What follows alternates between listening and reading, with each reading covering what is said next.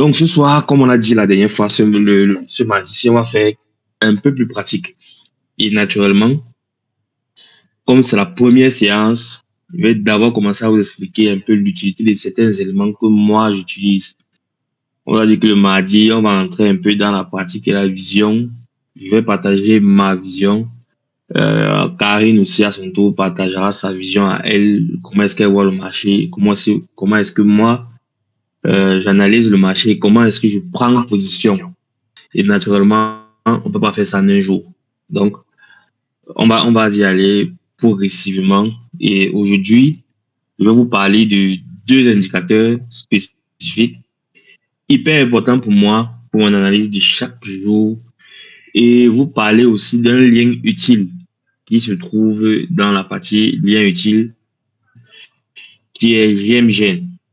Donc, globalement, voilà ce dont je vais vous parler aujourd'hui, en espérant que cela puisse vous aider dès aujourd'hui. Donc, juste à la fin de la séance, que cela commence à ouvrir vos yeux pour ceux qui n'avaient pas encore cette information-là, ou bien du moins pour ceux qui vont commencer à voir un peu le marché comme moi je le vois à travers ces deux indicateurs-là et la petite analyse qui sera faite sur GMGN. Donc, je vais partager mon écran et on va commencer. À part si Karine a quelque chose à vous dire d'abord avant que je lance.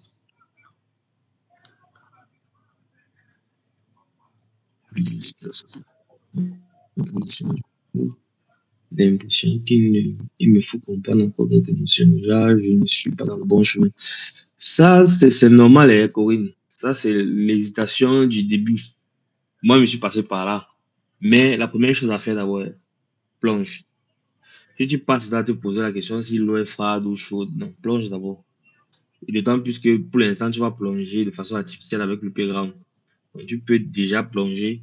Ensuite, voilà, tu vas voir, tu vas pouvoir interpréter et comprendre un peu pourquoi est-ce que tu fais les erreurs. Donc, je partage mon écran là. Si vous voyez, et quand je vais partager l'écran là, je ne pourrai plus voir vos différents messages, malheureusement. Ou peut-être oui. Ou peut-être oui. Bon, si vous voyez l'écran, dites-moi en commentaire si vous voyez l'écran. Va finir. Ouais, on voit l'écran.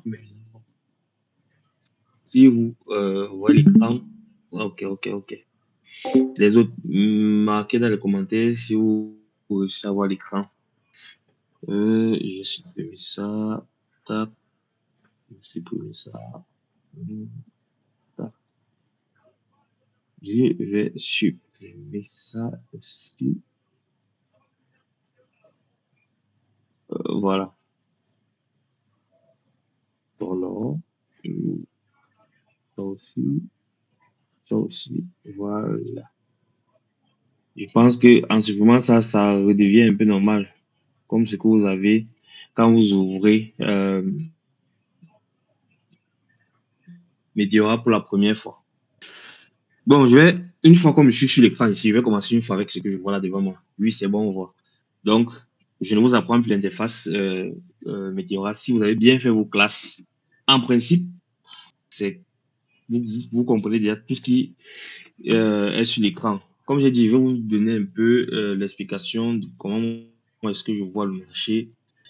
Les indicateurs que j'utilise, je ne vais pas les lister totalement aujourd'hui. Donc, je vais vous parler de deux indicateurs. Ensuite, on ira un peu sur GMGN.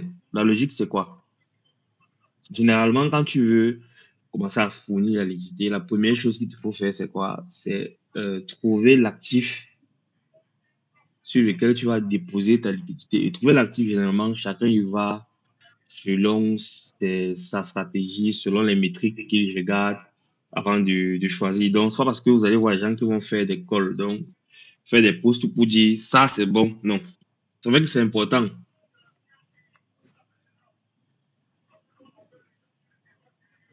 Mais pour suivre un call, c'est un peu comme à l'école. Un bon tricheur, c'est quelqu'un déjà qui a d'abord de bonnes notions. C'est cette personne qui pense souvent que le tricheur ne connaît rien. Non. Et tu détermines exactement la place. Et donc, aujourd'hui, je vais commencer d'abord avec le RSI. Donc, supposons, avant, on va aller sur GMGN après et vous dire pourquoi, par exemple, aujourd'hui, j'ai choisi cet actif. J'ai passé pratiquement la journée sur cette PSI, Doom et Sol. En allant sur GMGN, on va voir quelques paramètres qui m'ont permis un peu de choisir ça rapidement. Mais avant, on va d'abord s'arrêter sur cette partie-ci de Meteora. Donc, on a l'interface là qui est au milieu. À gauche ici, en principe, le menu n'est pas souvent déroulé. Mais beaucoup de gens ne savent pas souvent qu'on a accès à ce menu d'outils ici qui se trouve sur la gauche sur Meteora. Donc, je vais le fermer encore de nouveau. Donc, là, on a le graphe avec une succession de bougies et je suis en unité de temps 15 minutes. Je vous ai dit, je dis même que je vous ai dit, comme si vous étiez là tous samedi. Aïe, aïe, aïe. En passant, peut-être la vidéo sera en ligne demain. Donc là, je suis en 15 minutes. Et 15 minutes, pourquoi? Parce que quand un jeton est nouveau, pour la plupart du temps, je le prends toujours à 15 minutes.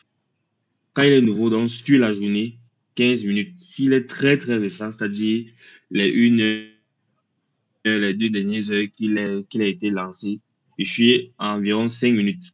5 minutes, le graphe s'étend un peu plus et tu as plus de détails sur l'évolution et sur l'ensemble des mouvements sur l'actif. Et quand on regarde même l'actif visuellement, pour nous qui fournissons de la liquidité, c'est un genre de schéma que nous, on aime bien. Vous voyez, on monte, on descend, on remonte. Position. Même là, si je zoome, là, comme ça, voilà. Là, nous sommes descendu, on remonte, on redescend, voici encore des gains, voici une poussée encore, on pouvait choper le top ici, tu descends, tu remontes encore, tu descends, tu remontes, tu descends, tu remontes. En fait, au fur et à mesure. Maintenant, la grande question qu'on se pose tous quand on arrive devant un graphe ici, c'est quoi la tendance? Parce que tu vas pas venir sur un graphe, tu vas te mettre à déposer la liquidité à tort et à travers. Parce que même pour déposer de la liquidité, quelqu'un qui est adepte de la stratégie BIDAS, c'est-à-dire tu times les sommets en prévoyant la chute. Parce que oui, si tu adoptes la stratégie BIDAS et que tu entres, c'est parce que tu estimes qu'à cet instant-là, il y aura une chute. Tu vois? Donc, si effectivement, j'estime qu'il y aura une chute, c'est parce que j'ai pu déterminer la tendance de l'actif. Quel est donc l'indicateur qui peut te permettre de déterminer la tendance de l'actif?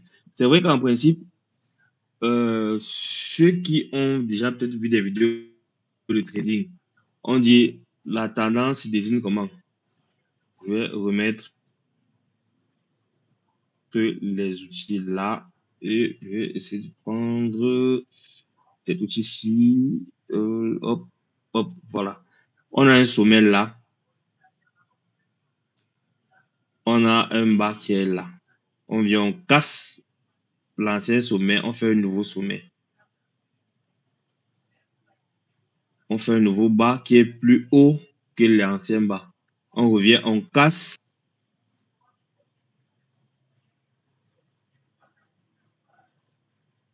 C'est important de le pouvoir voir ça visuellement. Mais tu as un autre indicateur qui peut te servir et qui est très utile quand tu fais du DLMM. Donc, je vais commencer avec les super trends. Voilà, je vais vous montrer un peu comment on ajoute un peu les super trends. Je vais d'abord supprimer un peu tout ce que j'ai mis là. Hop, hop. Et n'hésitez pas, mettez les questions dans l'espace prévu pour ça. Donc, après, on va essayer d'y répondre progressivement. Voilà.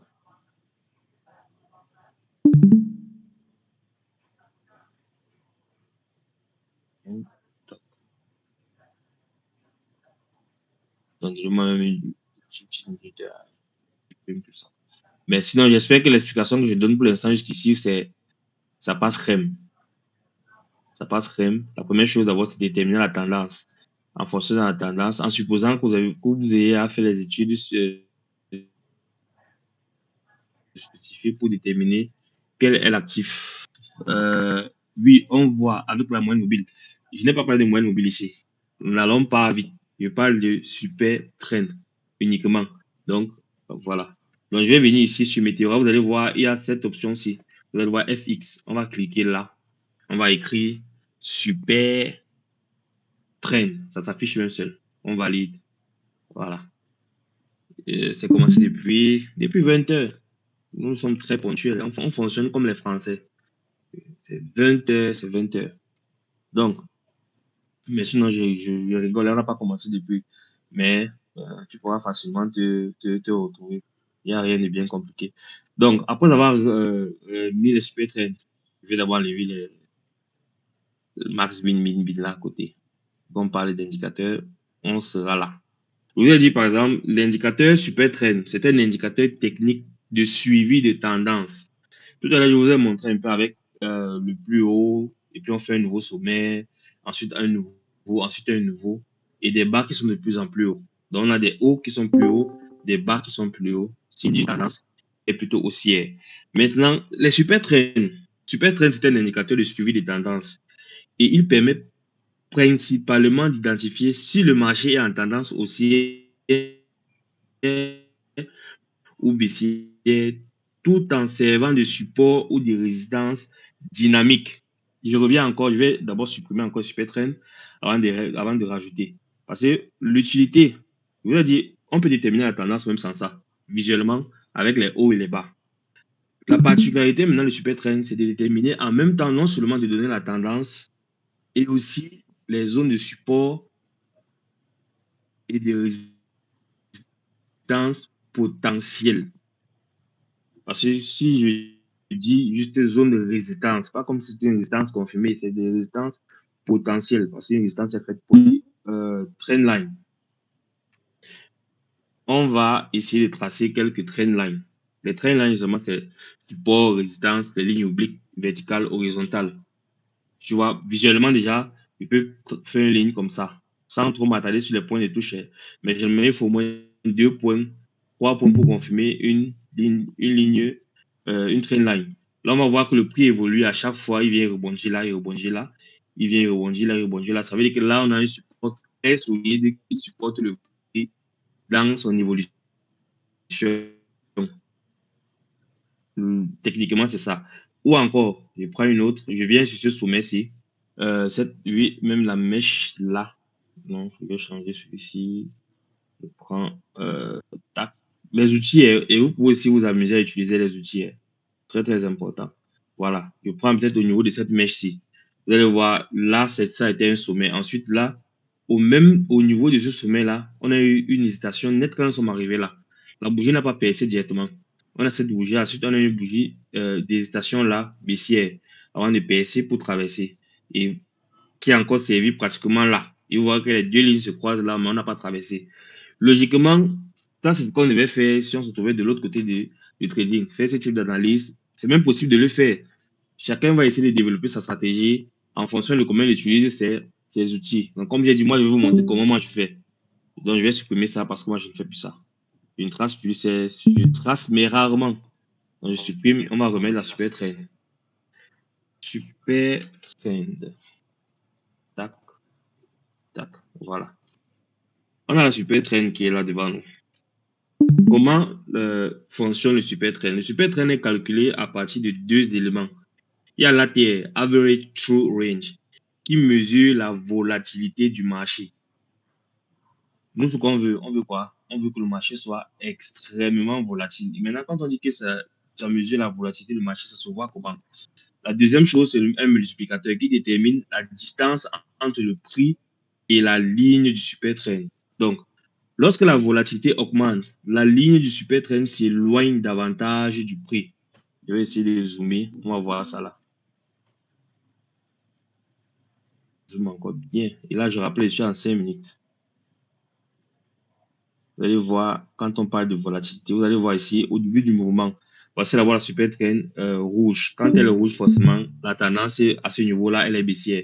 Quand elle passe au vert, la tendance, elle est haussière. Et il faut aussi rappeler que plus l'unité de temps que tu choisis est petite, plus tu auras des faux signaux.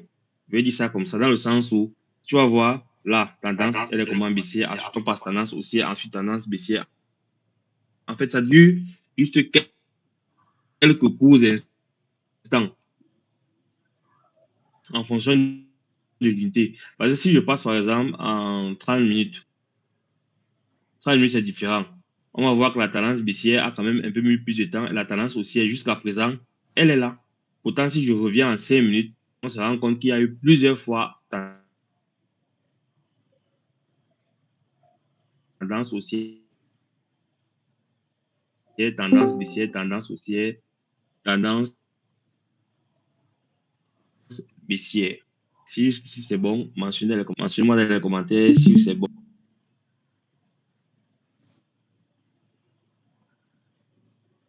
Voilà. C'est bon. Bon, c'est bon. Du coup, on dit lorsque la volatilité augmente, la ligne du super trend s'éloigne davantage du prix lorsqu'elle diminue et elle se rapproche. Donc, on va voir l'évolution ici. Lorsqu'on passe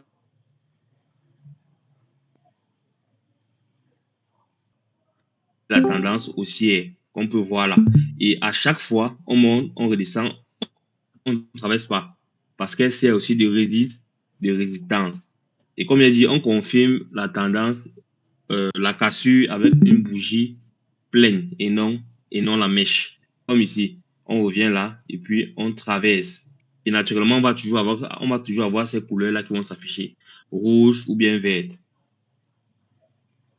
Maintenant, son rôle, elle permet d'identifier la tendance dominante du marché. Elle permet de donner des signaux d'achat et de vente.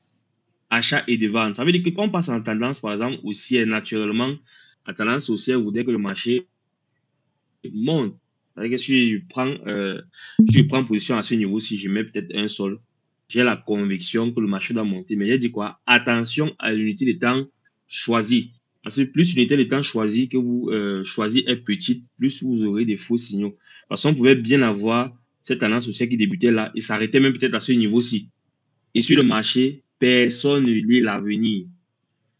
Personne ne vous dira que le marché va continuer à monter ou le marché va continuer à descendre. C'est pour ça que vous allez voir, quand moi, je ne vais même pas dire quand moi je fais du DLMM, je couple plusieurs indicateurs pour prendre mes décisions. Tu vois. Maintenant, en expliquant comme ça allait quand même un peu simple de se dire que ça va, c'est la formule magique qui va utiliser les super trends, prendre mes positions, ça sera facile. Donc, lorsque on passe en tendance haussière, j'achète. Lorsqu'on passe en tendance baissière, je vends. Si c'était ça, c'est que tout le monde devait être riche en principe. Honnêtement, c'est que moi, c'est que je suis pas sûr que je sois en train de faire le live là maintenant. Peut-être je serais à Bali ou quelque part en train de manger la vie. Bon, ouais, ok. Donc, troisième chose, elle sert aussi des niveaux dynamiques de support ou de résistance et aide à placer un stop loss en suivant la tendance. Les stop loss ici, combien est-ce que tu es prêt à perdre? Puis avec les... Non, naturellement, avec ou avec non, mais moi, il ne peut pas marcher avec les traders de Dubaï, il ne peut pas. Eux, ce sont les faux types. Ce sont les faux. Moi, il marche mais avec les vrais. Il va mettre Karine à la valise et partir avec elle. Aïe.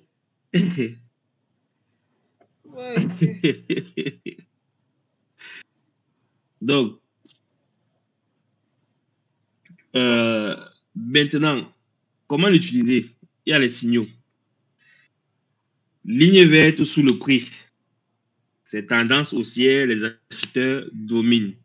Ça veut dire qu'en dehors de regarder la liquidity distribution qui te dit si le marché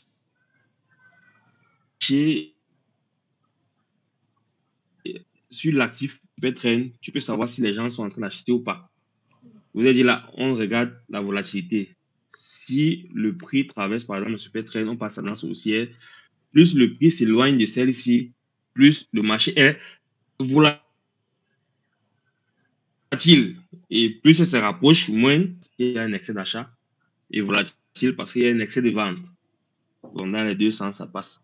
Comme ici, vous voyez l'écart entre la super trend et le prix. Et vous voyez le mouvement qu'il y a eu. Mais dites-vous que personne ne peut prévoir ça. Hein. Et voici encore toute la beauté du DLMM. Parce que là, ça ne me regarde pas. Ça dépend de si je voulais jouer un même coin side. Donc, je voulais juste mettre, acheter le même coin et miser sur le fait que l'actif va hyper bien performer. Vous voyez toujours mon écran, j'espère. Faut pas que je sois en train d'expliquer comme ça. On dit non, on ne voit pas l'écran du tout. On dit Oui, on voit ton écran. Très, très. Ok, merci beaucoup. C'est toujours important de demander. Voilà. Donc, nous, ça ne nous intéresse pas. Enfin, ça ne m'intéresse pas de savoir si l'actif va exploser. Ce qui me plaît de voir, tant qu'il y a volatilité et que le prix explose, combiné à ce côté-ci, parce qu'il ne faut pas oublier, on voit ici, total value lock, on est à 441 000.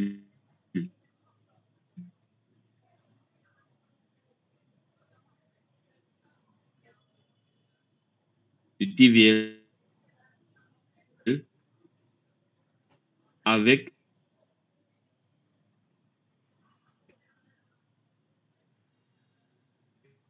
un volume qui est à 4 millions. Ça va de pair.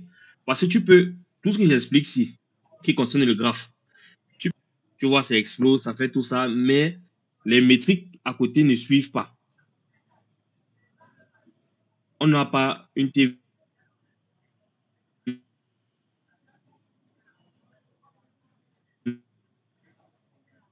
qui augmente.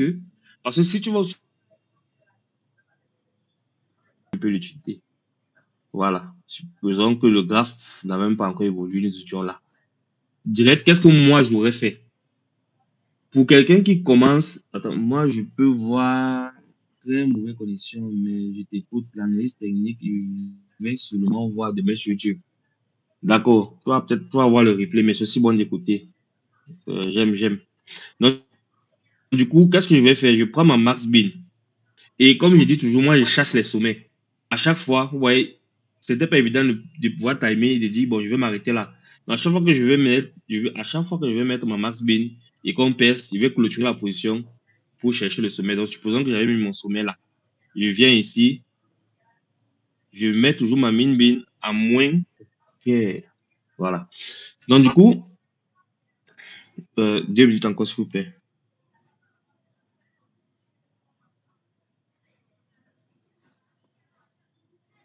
Voilà. Donc, je prends ma max bin que j'ai mis à ce niveau aussi. Ma mine bin, moi, je prends toujours moins 80. Ça, c'est vraiment safe. Moi, j'appelle ça stratégie safe. Si tu zoomes systématiquement, je crois que ça va aller frais. Bon, moi, je prends toujours en safe. Donc, j'enlève d'abord ça là pour vous montrer un peu où est-ce que ça va se trouver. Je mets ça là comme ça. Voilà, je prends toujours là, je descends, moins 80, on se trouve à ce niveau-ci. Je prends ma mine bin, je vais la placer, je vais la positionner à ce niveau-ci. Mais il y a un autre indicateur qui me permet de déterminer ma max bin, ma mine bin. Ça, on va voir ça après. Donc, en considérant juste là, avec ces paramètres-là, hein, ma liquidité. Et vous voyez, quand je positionne, ça, c'est avec la souris. Mais directement, ça remplit là. Mais ça a mis moins 95. Bon, c'est un peu juste en fonction de comment j'ai placé aussi ma mesure à ce niveau-ci. Donc, je vais venir mettre ici moins 80.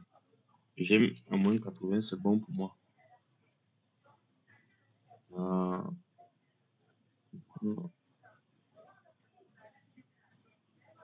Attendez. Bon, oui, mettons comme ça. Moins 80. Qu'est-ce que le prix fait? On est à un sommet, changement de couleur qui indique un changement de tendance. On passe de tendance haussière à tendance baissière. Le prix donne d'abord une première fois. Il donne d'abord de combien? Je vais enlever d'abord ça. Sinon, on ne va pas voir. Il donne d'abord qui donne du sommet pour ici. Il fait d'abord un moins 50. Moins 50. Ensuite, il fait un plus 25. Pour quelqu'un qui est nouveau, s'il te plaît, le moins 80, tout à l'heure, ici, sur Météora. et à longueur. Et là, tu as les outils. Tu ne vas pas utiliser l'outil de mesure ici. Tu vas juste venir même là, à ce niveau-ci. Tu te rassures que là, c'est 0 et là, tu vas mettre juste moins 80 ici. Donc, au niveau de ta mine. Tu vas venir mettre moins 80 ici. Et tu vas mettre 0 ici. Tu vas automatiquement te mettre là-bas. Maintenant, si tu ne veux pas toucher là-bas, tu peux juste venir manipuler ces lignes, la max bin, la min bin, avec ta souris pour régler, pour trouver ton range de prix. Donc, du coup, voici le premier mouvement-ci, première chute, premier rebond. Quelqu'un pouvait déjà sortir, indépendamment du capital, du pourcentage qu'il a eu à faire, des paramètres, des métriques qu'il va avoir sur le même coin. Parce qu'il y a des mêmes coins que tu vas. Donc, quand tu vas voir l'évolution, comme celui-ci aujourd'hui, par exemple, toutes les positions que je prenais, je laissais courir pendant un bon moment, jusqu'à ce que je me faisais sortir du range par le haut.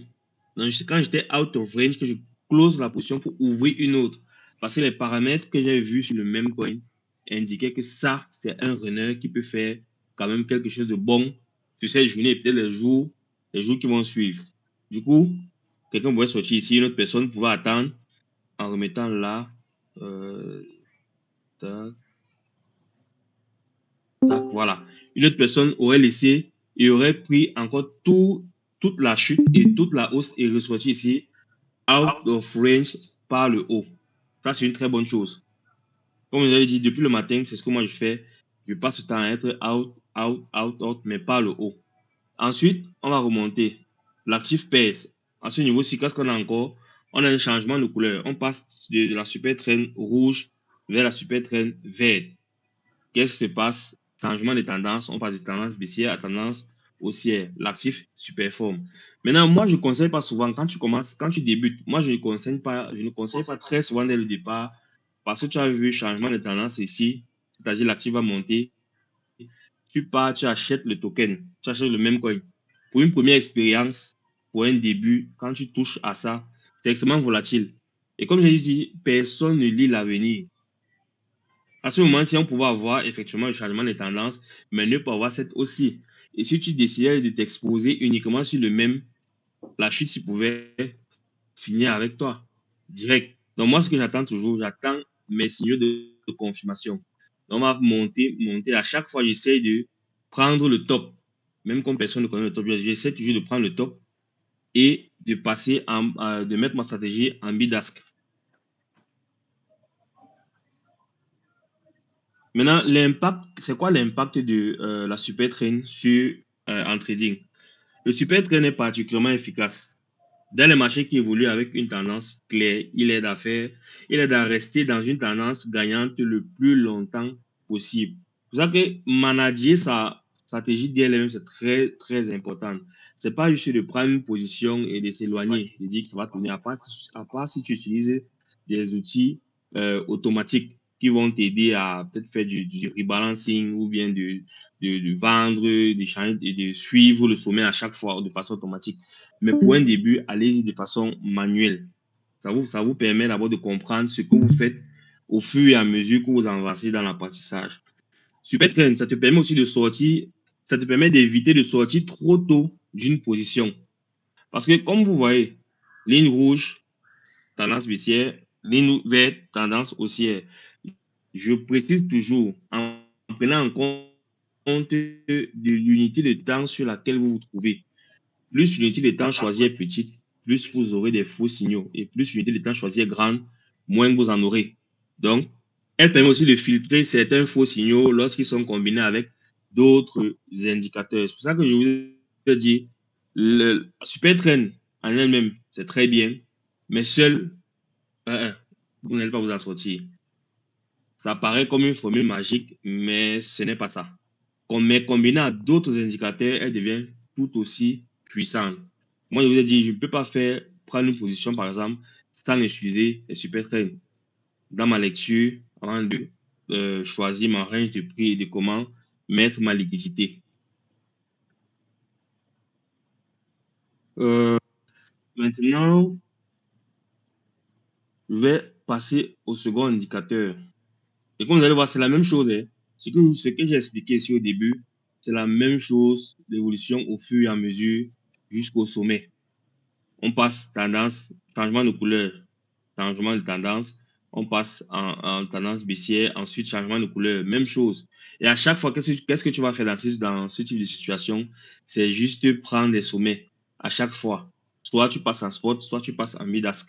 Maintenant, pour passer en spot ou en mid-ask, ça dépend de la volatilité et de la stratégie que tu vas utiliser sur le marché. Moi, par exemple, aujourd'hui, avec les volumes que moi je voyais sur le marché, moi j'étais beaucoup plus en spot.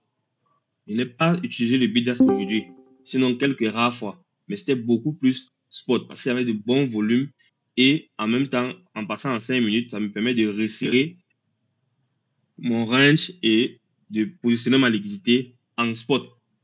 Pourquoi? À cause des volumes, du volume croissant et de la TVL qui était en pleine explosion. Ça, c'est seulement certains indicateurs que je regarde. Ensuite, on va passer au deuxième indicateur qui est le RSI, Relative Strength Index. Je vais enlever d'abord Supertrend, je vais remettre le RSI, je vais mettre RSI. On va venir ici, là, sur le petit FXI, on va mettre RSI. Tac, voilà. Là, je mets le RSI là. Par défaut, lorsque vous allez mettre, vous allez voir, c'est RSI 14 période. Les 14 ici, c'est sur les 14 dernières bougies en fonction de votre unité de temps. Là, je suis en 5 minutes. Donc, ça veut dire que c'est en fonction des 14 dernières bougies de 5 minutes. Mais généralement, on change ça. Bien, je vais vous expliquer après pourquoi. Le RSI, c'est un indicateur technique qui mesure la force et la vitesse des mouvements du prix. Généralement, je me sers du RSI souvent pour savoir si je dois sortir de position ou si je dois entrer en position. Mais comme je dis, je n'utilise pas seul. Il n'y a aucun indicateur que je vais vous présenter que j'utilise seul. C'est toujours couplé aux autres indicateurs. Toujours. Il permet de savoir si un actif est potentiellement suracheté, c'est-à-dire acheté de manière excessive ou survendu, donc vendu de manière excessive. Maintenant, comment il fonctionne, on va revenir juste ici en bas. Lorsque vous voyez, on a plusieurs valeurs ici. Ici, si je mets la souris là, on a la borne haute qui est à 70 et la borne basse qui est ici à 30. Donc, lorsque le RSI est supérieur à 70, le marché est considéré comme suracheté. Le prix a beaucoup monté et un ralentissement ou une correction est possible. On va venir voir ceci. Et c'est logique. Donc, je viens à ce niveau, si je vais zoomer cette partie-ci. Là. Net, là. Voilà. Je prends mon pinceau. On va voir à ce niveau-ci. Voici la ligne de 70. Ici, par exemple, le prix a débordé la ligne de 70. On dit que lorsqu'il déborde 70, le marché est considéré comme suracheté. Et on prévoit quoi? Une baisse. Donc, à partir de cet instant-là, même quand on traverse 70, tu ne sauras pas si on va arriver à 80, 90 ou s'arrêter peut-être à 75 avant de baisser. C'est pour ça que je vous ai dit, moi, qu'est-ce que je fais? Je commence à timer mon entrée. Parfois, je peux réduire à 3 minutes à chaque fois pour essayer de voir où est-ce que je dois placer ma max bin. Mais je vais revenir à 5 minutes. Et tout ceci, ça se fait de... Plus vous allez pratiquer, plus vous allez avoir ces réflexes-là. Parce que pour l'instant, c'est un peu comme si c'était un robot. Il fallait agir peut-être comme un robot, mais non. Au début, vous allez être lent à le faire. Vous allez peut-être hésiter à chaque fois, mais pourtant, c'est clair. L'utilisation des indicateurs te permet d'annuler tes émotions momentanément et de prendre une décision à l'instant T. Parce que si tu comptes uniquement sur tes émotions, tu risques de ne jamais prendre de position. Corinne. Parce que jusqu'ici, tu m'as dit que tu n'as pas encore pris de position depuis. En utilisant les indicateurs, ça te permet aussi de ne pas avoir peur ou bien de faire des erreurs. Mais ce n'est pas pour autant qu'il faut oublier l'aspect humain. Parce que ton intuition peut te dire, ne fais pas ça, tu ne fais pas et puis tu ne regrettes pas. Donc, du coup, à cet instant-ci, nous sommes au-dessus de 70 et le marché est considéré comme suracheté et puis il y a la baisse. Et c'est ce qu'on a eu là. On a eu cette baisse-ci. Même scénario, on remonte, on dépasse un peu, la baisse est attendue, on a la baisse. Même scénario, le marché, même scénario, c'est la même chose. Lorsqu'il est inférieur à 30, le marché est considéré comme survendu. Donc, le prix a beaucoup baissé et un rebond est possible. Même chose. Donc, plus on se rapproche des 30, donc de cette bonus inférieure-ci, plus le marché sera considéré comme survendu. Et là, surtout lorsqu'on la traverse. C'est ce qu'on peut voir ici. Là, on a chuté, chuté, chuté. On se rapproche. Et se rapprocher ne veut pas forcément dire qu'il va falloir traverser les 30 avant de confirmer que le marché est survendu. C'est pour ça qu'il faut coupler donc à d'autres indicateurs pour apprécier la lecture. Si j'ajoute par exemple le super trend, momentanément avant d'enlever super trend, tac, voilà, voilà. Super trend. Là par exemple, le marché est comment? En surachat. Super haut, on a tendance quoi? Haussière. Haussière, le graphe, l'espace entre la super trend et le graphe est plus éloigné, ça veut dire que quoi? Forte, forte volatilité. Donc, si je couple l'information que j'ai eue ici avec la super trend et le RSI, moi, je m'attends forcément à ce que le marché corrige. Et lorsque le marché corrige, la stratégie la plus simple, généralement, c'est de passer de prendre le même bidas, tout simplement. Et tu prends un range assez large. J'ai pris l'exemple tout à l'heure, moins 80. Ça, c'est vraiment quand tu es, pour moi, quand tu es débutant. Tu ne veux pas te casser la tête, tu fais ta lecture simple. Et lorsque tes paramètres sont alignés, tu poses ta liquidité et puis tu attends. Au niveau, maintenant, lorsque le RSI est entre 30 et 70, le marché est dans une zone plus ou moins neutre. C'est pour ça que tu vas voir, quand tu seras dans une unité de temps spécifique, le RSI peut être entre 30 et 70. Le marché est neutre. Mais pour nous, on peut redescendre encore plus bas. Tu peux redescendre en 3 minutes pour voir plus de mouvements. Les informations que tu vas voir sur le RSI en 5 minutes ne sont pas les mêmes informations que tu verras sur le RSI en 3 minutes. Le RSI a un rôle très important. Il permet de mesurer la force d'une tendance, détecter les excès d'achat ou de vente, identifier d'éventuels retournements de marché, confirmer les signaux donnés par d'autres indicateurs comme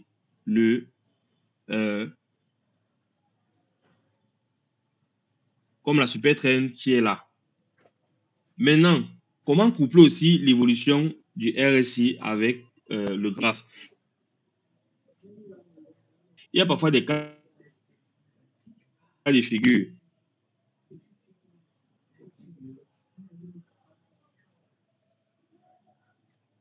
qui peuvent te permettre de savoir que là, le marché va plutôt chuter. Si tu as par exemple un marché, qui est haussier, mais on peut avoir une divergence baissière ou une divergence haussière. C'est-à-dire, lorsque le graphe monte, logiquement, cette pression-ci, où on montre le super trend, montre que l'actif est quoi? En tendance haussière. Mais au niveau du RSI, on voit peut-être que le RSI est plutôt baissier. Ça, c'est une divergence. Même l'effet comme divergence baissière. Et généralement, quand tu vas voir, par exemple, le graphe monter, le RSI descendre, forcément, la chute va arriver. On parle souvent de divergence baissière.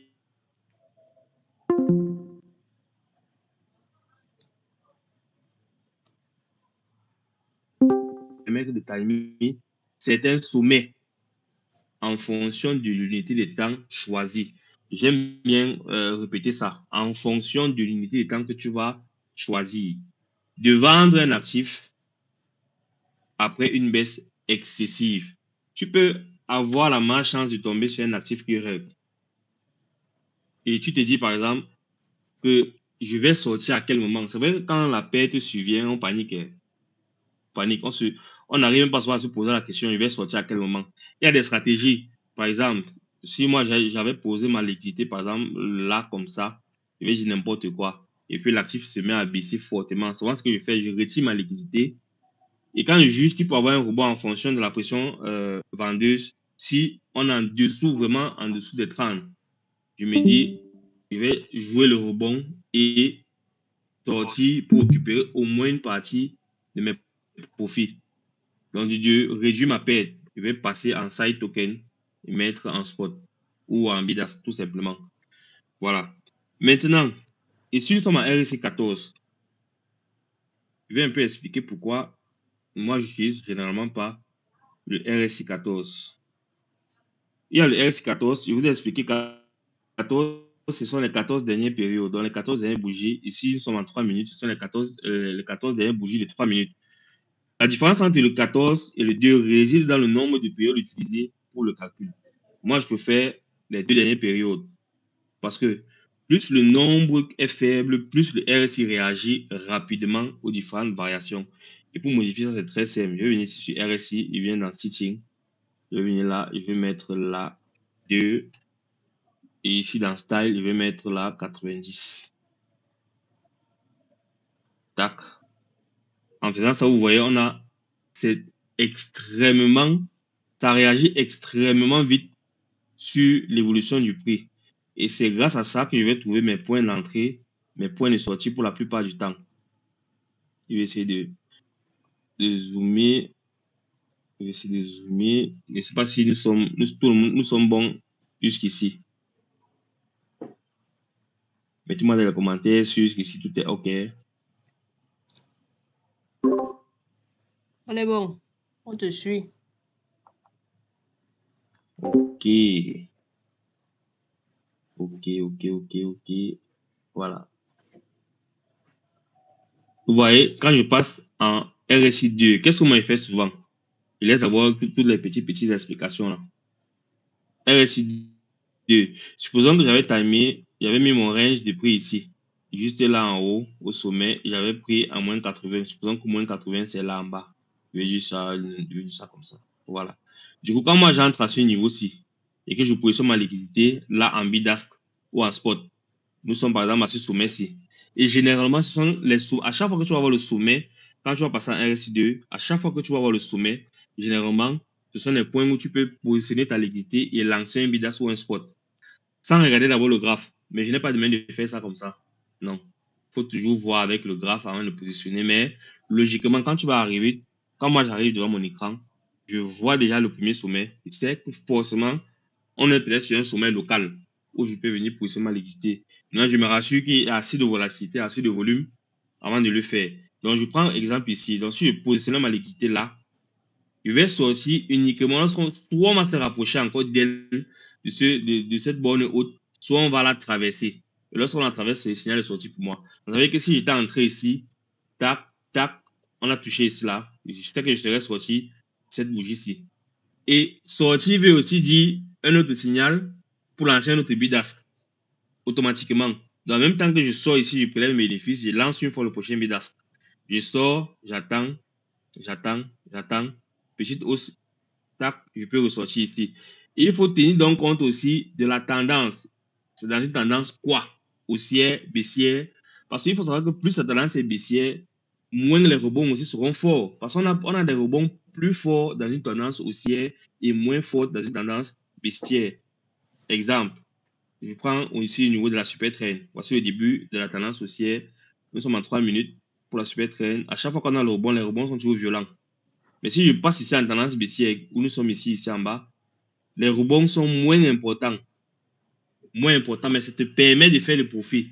Vous savez que si tu avais pris ici, tu avais choisi ici comme entrée, je vais baisser ma max bin là, et oui, et tu avais mis comme ceci. Et tu as lancé ton bidas, tu serais sorti par exemple à ce niveau-ci, voici le pic ici. Mais ce n'est pas forcément toujours au pic que tu vas sortir. Comme il a dit, c'est important de regarder le graphe et de regarder l'évolution. Si tu constates qu'à un moment donné,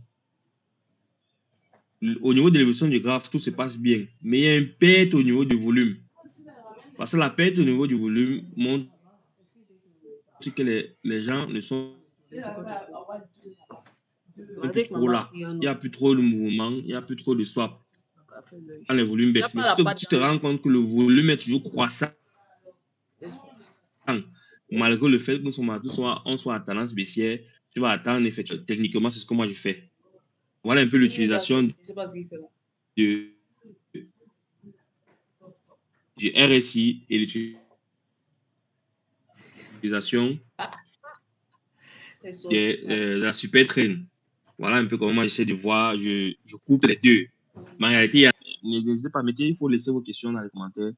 On va y répondre progressivement. Et puis, bien, je passe même en 15 minutes. 15 minutes là. Voilà.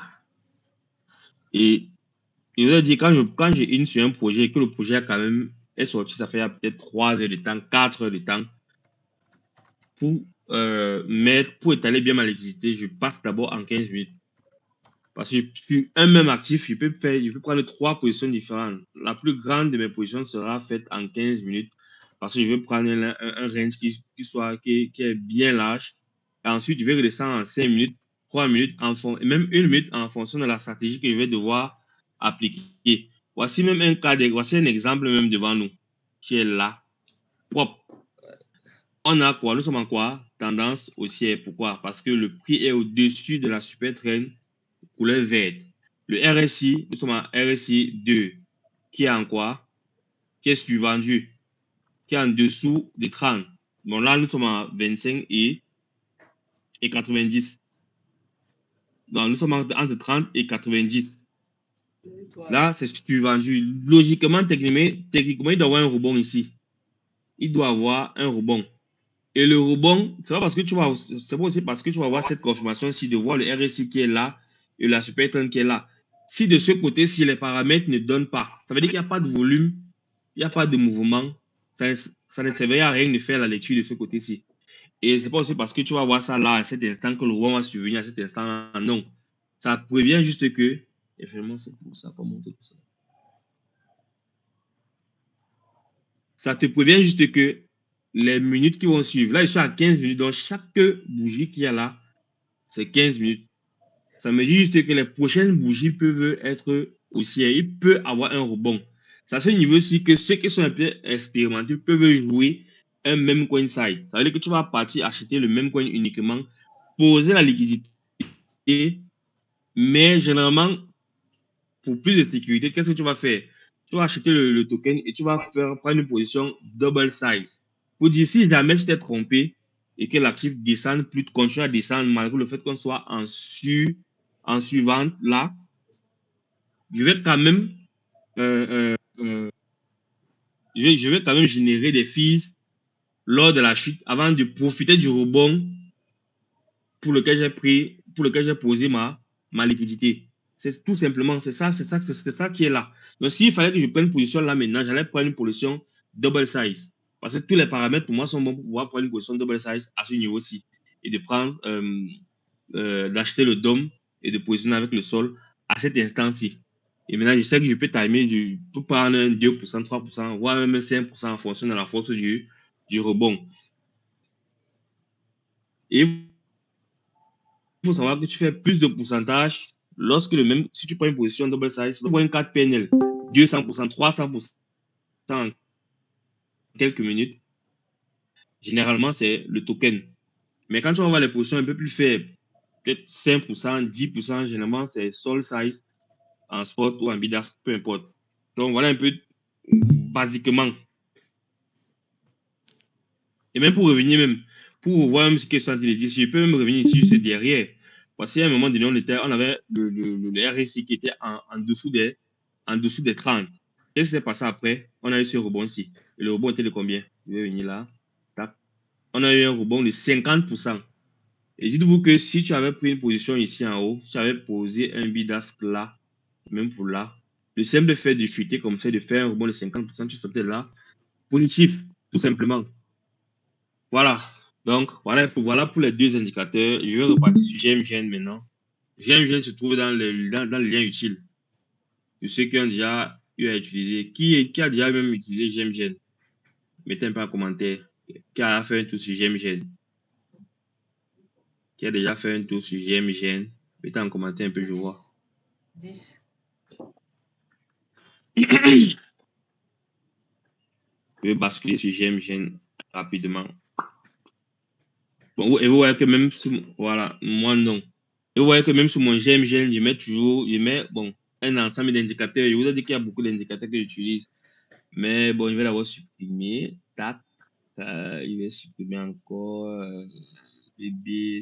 Bon, je vais laisser Supertrend parce que je vous ai parlé de Supertrend. Je vais supprimer le MACD. Je vais vous parler du MACD prochainement. Donc, je laisse ça. Même aussi au niveau du display. Ça aussi, je vais vous parler de ça prochainement. J'enlève les whales, j'enlève les calls. Tac, je laisse le graphe naturel. Voilà. Donc, qu'est-ce que je fais souvent quand je viens sur GMGN? Donc, je vais parler juste d'un aspect. Et là, ça va vous donner un peu le goût de partir regarder les autres mêmes coins et de pouvoir aussi interpréter avant de prendre aussi parfois certaines décisions. Donc, disons que par tout hasard, je suis tombé sur le DOM et je veux regarder quelques paramètres rapidement. Qu'est-ce que je vais faire? Je vais venir ici. Non, c'est-à-dire, je vais encore lancer. Je crois que lancement, c'est. Bon, on va voir ça. On va voir ça.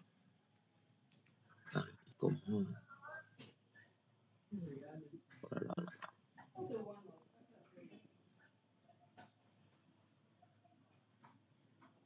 Voilà. Donc, supposons que je vienne là. J'ai choisi le DOM. Je viens à droite de mon écran. Je vais descendre légèrement. Vous allez voir, il y aura un petit carré là, avec un certain nombre d'informations. Ici, il y a top 10, il y a DF, Holder, Sniper, Insider, Phishing, Bundle, XP, No Mint, No Blacklist, Burn et Rug. Je ne sais pas si vous voyez ça à l'écran. Cette zone-ci. Je vais vous parler de cette zone-ci aujourd'hui.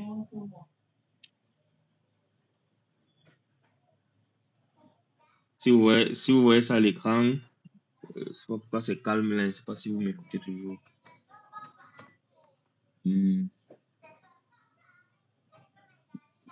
Ok, c'est visible.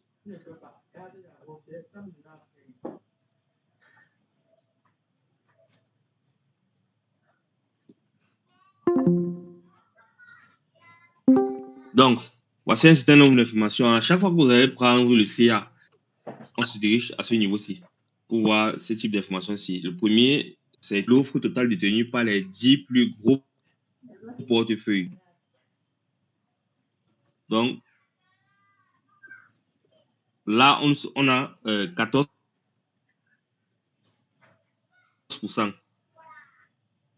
À quoi ça sert? Ça permet de mesurer la concentration des tokens et permet d'estimer le risque de DOM. Parce que si le top 10 détient par exemple 70% de l'offre en dessous de 15%, pour moi c'est bon, c'est gérable. En dessous de 15%, c'est gérable. C'est encore acceptable en fonction encore d'autres paramètres. Parce que même encore là, ça agit aussi un peu comme les indicateurs.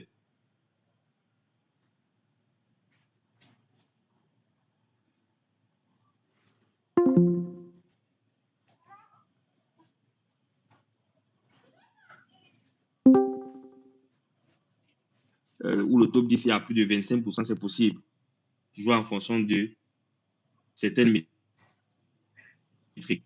Ensuite, on a DEV. DEV ici, c'est le pourcentage de tokens encore détenus par le développeur. Ça permet de savoir si le développeur possède encore un pouvoir important sur le marché. Il faut savoir qu'un développeur qui garde beaucoup de tokens peut vendre à tout moment. Imaginez un peu que quelqu'un il lance un token et lui-même encore il détient 90% de la supply. Tu n'es pas en sécurité. S'il décide de tout lâcher sur le marché là, toi tu vas avec direct. Donc, quand c'est à 0%, c'est vrai que quand c'est à 0% ici, ça ne veut pas dire qu'il n'y a plus de jetons, mais quand même, c'est aussi un paramètre important à regarder. 0%, c'est bon. 1 à 5% encore, c'est correct. Mais au-delà, feu rouge. Il faut prêter attention. Ensuite, on a Holder. Holder, c'est le nombre total de portefeuilles qui possèdent le token. Tout simplement. Ça permet de mesurer la taille de la communauté. Donc, quand un projet jamais est bon, le projet est plus ou moins bien distribué, il y a beaucoup de personnes qui le hold. Et plus il devient difficile à manipuler. Mais sauf qu'il y a encore un autre paramètre juste en bas, qui permet aussi de comprendre que parfois, même le nombre de holders, c'est fictif. C'est pour ça que analyser un token, on ne s'attarde pas juste sur une seule information. Il faut avoir toutes les autres informations avant de prendre une décision. Et au début, ça va être un peu lent de le faire. Mais plus le temps va passer, vous allez être beaucoup plus rapide dans vos choix et dans vos décisions. Ensuite, on a Sniper.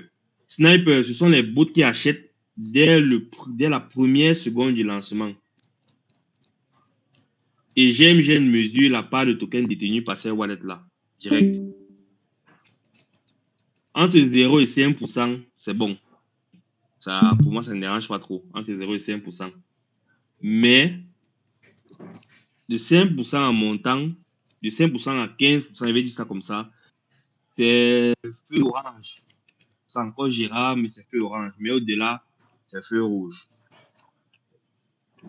Ensuite, on a Insider à ce niveau aussi. On est proche du développeur. Imaginez un peu que je décide de mettre un token sur pied et je viens dans la communauté, mais toi, quand Mouni vous dit déjà, bon, demain là, à 1h, je vais déployer le token. Forcément, vous êtes au courant. Je vais d'abord vous donner le CA et vous allez acheter avant les autres. Et là, on vous appelle qui les insiders. Donc, ils reçoivent souvent les tokens avant tout le monde. À quoi ça sert? Ça permet ils peuvent provoquer un rug ou un dump coordonné. Ça veut dire qu'en créant le token demain, supposons que dans la communauté Météo Cameroun, on soit arrivé sur n'importe quoi, hein, même 10 000.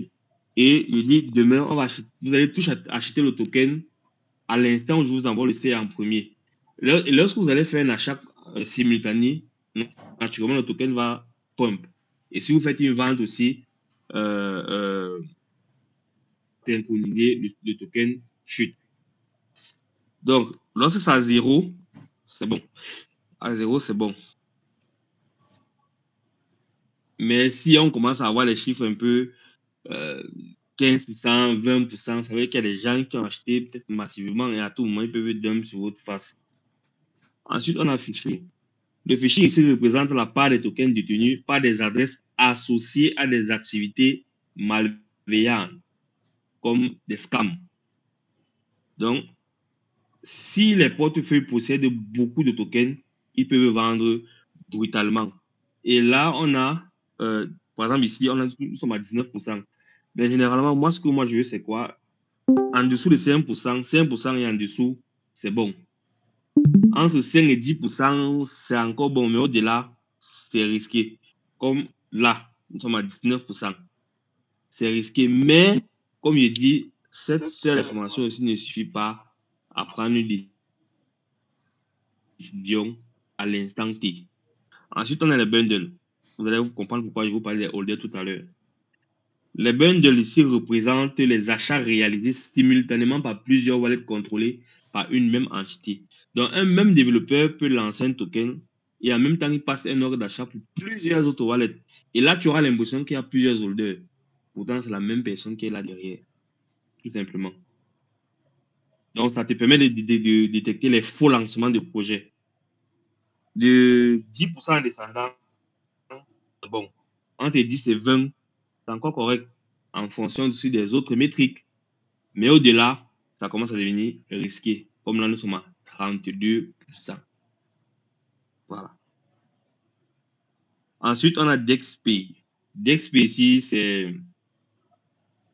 ça indique combien le projet a payé pour certaines fonctionnalités ou services liés au DEX, ainsi que la mention CTO, Community Takeover. Donc, ça, c'est pas un paramètre aussi que moi je regarde trop. Hein. Ensuite, en bas, on a No Mint. Cela signifie simplement qu'il est impossible de créer le nouveau token. Il y a un symbole du DEX. Oui, c'est un peu comme si tu boostais, c'est un peu comme si tu boostais un peu une publication, non? Une publication sur Facebook. Un peu comme une sorte de boost pour que le projet se soit mis en avant. Donc, je disais tantôt, no mint. Cela signifie simplement qu'il est impossible de créer de nouveaux tokens sur le jeton. C'est aussi une méthode qui est très importante. Parce que si tu ne regardes pas ça, tu peux aller investir sur un token Donc, l'offre est illimitée, est potentiellement illimitée. Ensuite, on a no blacklist. Cela signifie simplement que le contrat ne peut empêcher certains wallets de vendre. Donc,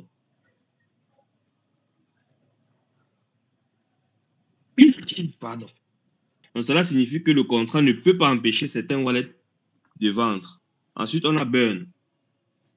Burn indique la part des LP tokens ou des actifs de liquidité qui ont été brûlés ou bien envoyés sur une adresse.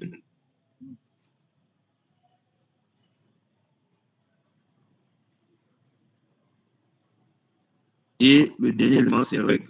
Reg ici, GMGN calcule un score basé sur l'historique des wallets impliqués. Donc, là, par exemple, sur l'actif-ci, qu'est-ce que GMGN va faire? Il va essayer de regarder l'ensemble des wallets impliqués et de voir si beaucoup de wallets ont participé à des règles auparavant, le pourcentage de règles augmente. Ça veut dire que là, par exemple, sur ma 21, ça veut dire qu'il y a certains wallets qui ont participé bien avant à certains règles. Donc, c'est tout simplement ça. Donc, entre 0, au niveau de rug pool, entre 0 et 10, c'est bon. 10 à 20 encore, c'est tolérable, mais au-delà, carton rouge. Mais comme je dis encore, c'est seulement une simple métrique qui n'empêche pas que le token aussi, sur un moment donné, soit bon à faire du DLMM. Vous voyez un peu. Donc voilà un peu. Pour l'instant, je pense que je vous ai donné beaucoup d'informations aujourd'hui. Le RSI, Super Trend, et cette partie aussi sur GMGN. Ça semble être petit, mais c'est beaucoup d'informations très importantes que j'ai données. Quand vous allez commencer à faire des analyses et à coupler un certain nombre d'informations, vous allez voir peut-être pourquoi, pour ceux qui ont déjà commencé à prendre les positions, pourquoi sur certains actifs, on vous a d'homme sur la face, parce que vous n'avez pas regardé certains paramètres. Il peut encore ajouter un autre truc. Il y a un autre paramètre qui est aussi très important, juste ici en bas. Quand on descend, il y a peut-être cette liste ici. On va aller ici sur Dev Token. Tu vas voir ce token-ci, l'adresse, le développeur qui a lancé ça, c'est son premier token qu'il lance. Et le premier token qu'il lance migre et actuellement il est à market cap. Il a 4 millions de market cap et un UNATH à 8 millions. Pour l'instant, son historique ne permet même pas de dire que ça, c'est quelqu'un qui règle. Ça peut être un DF qui a pris une autre adresse pour lancer encore un autre projet. Mais techniquement, nous sommes des humains. Donc, quand on va voir ça, par exemple, on va se dire, bon, ça peut être safe et tout. Maintenant, tu vas aussi coupler à ça les autres informations qui sont ici. À contrario, si je prends un autre token, par exemple, j'ai même fait la vidéo sur ça le matin, j'ai dit que le token, pour moi, n'est pas très safe. Mais ça m'a pas empêché, par exemple, de prendre les positions et de fournir la liquidité sur un moment donné. Je vais essayer d'actualiser encore. Et vous allez comprendre pourquoi. Voilà. Voici le token en question. Si je descends là. Voilà. Et si je descends là, vous voyez que lui, par exemple, il a déjà lancé 6 tokens au total. Et un seul a migré. Sur une autre vidéo, je vais vous expliquer pourquoi on parle de migration. Ou à défaut, comme exercice avant le live de vendredi, vous allez chercher ce que c'est. Quand on dit que le token a migré. Voilà, sur les 6, il y en a un seul qui a migré. Et pour la plupart, les autres sont où? Aucun token n'a bien marché, vu que tout le reste est là. Le market cap, ici, était à 2000. L'ATH, 4000. Ici, 2000. ATH, 5000. Ici, 2000. Donc ça, c'est son premier token qui a atteint un ATH à 4 millions. Mais tout le reste est là. Ça dump. C'est pour ça que moi, depuis le matin, je me suis dit, bon, je vais profiter de ça momentanément, mais après, je vais quitter. Et voici le résultat. Vous voyez comment on évolue.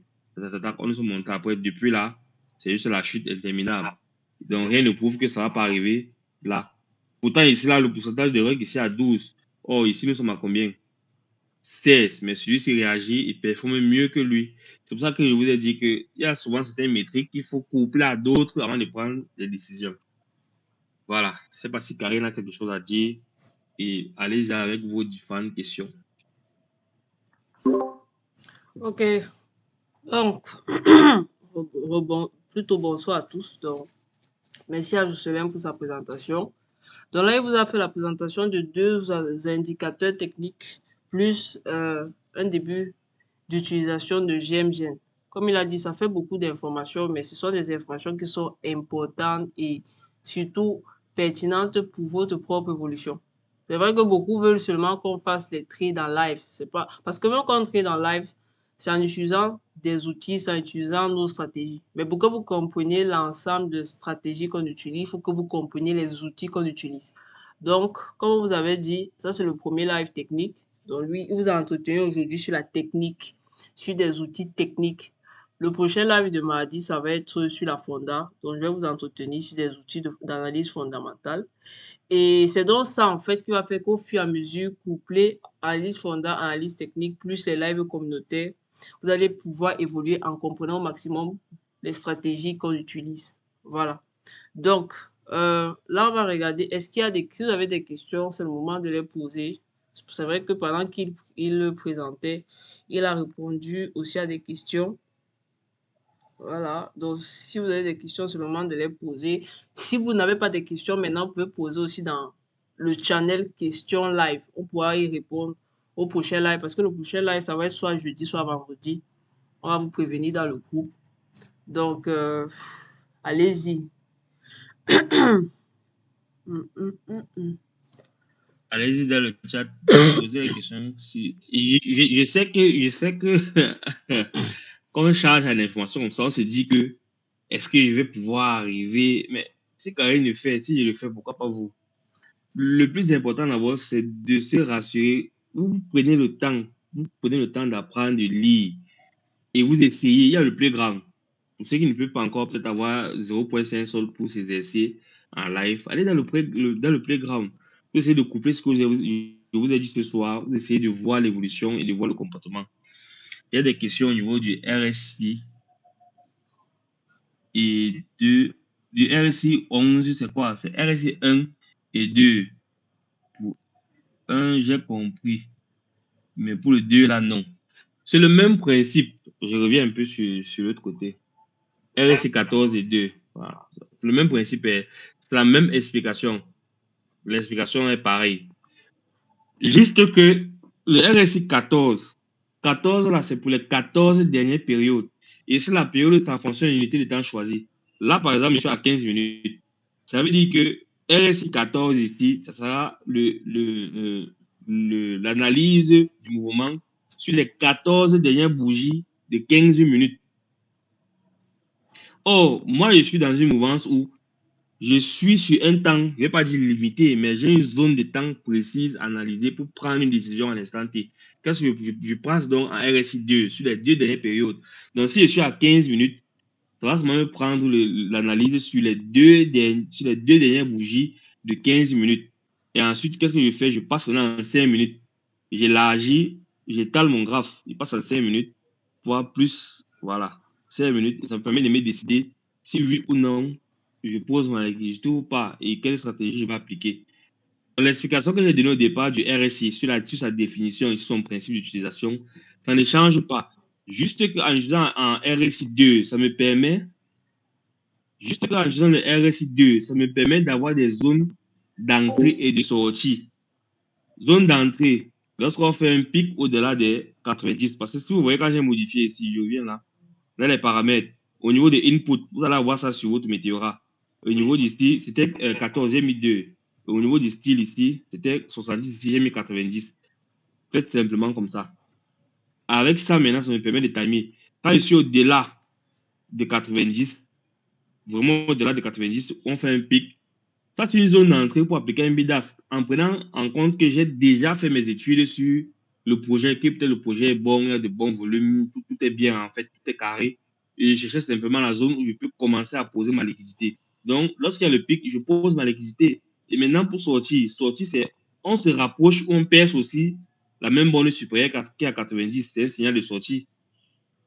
Et couplé au super train. Parce qu'il faut comprendre que si tu times mal, si tu entres mal, tu ne vas pas pouvoir aussi sortir.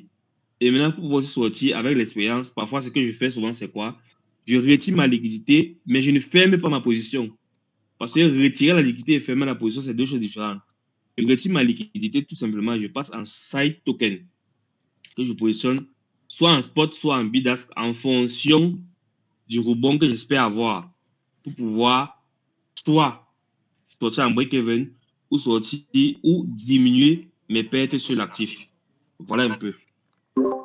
Moi, Ok, dans mon cas, l'explication que tu as donnée concernant l'analyse des poules, ok, moi, ça m'a beaucoup aidé. Ça a changé ma façon de... ok. Merci, Jocelyn. Bon, j'ai l'impression que vous n'avez pas beaucoup de questions du fait de la quantité d'informations.